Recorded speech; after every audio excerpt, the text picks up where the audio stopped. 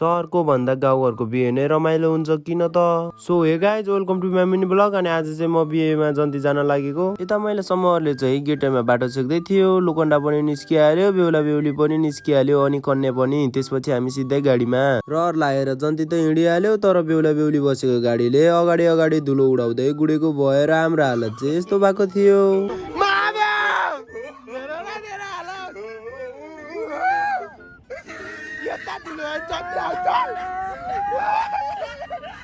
कैसा लगा मेरा मजाक? धेरै धुलो खानु पर्ने भएकोले म चाहिँ गाडीबाट बाइकमा सरियो। एकछिन साथीले गरेको स्ट्यान्ड पनि हेरियो। त्यसपछि सिधै दुलीको जन्मस्थानतिर अगाडि अगाडि दुला दुलै पछाडि पछाडि जन्तीहरू हिँडेर लागियो दुलीको घरतर्फ।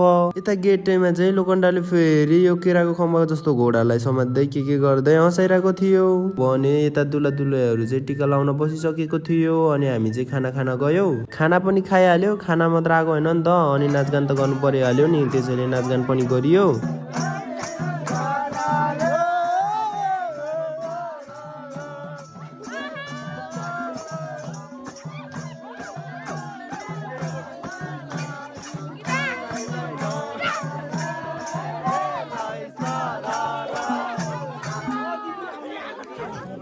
गाइज म चाहिँ ठकाइ लाग्यो अनि सुतेको।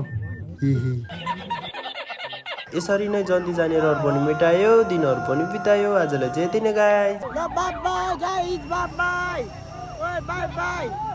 By by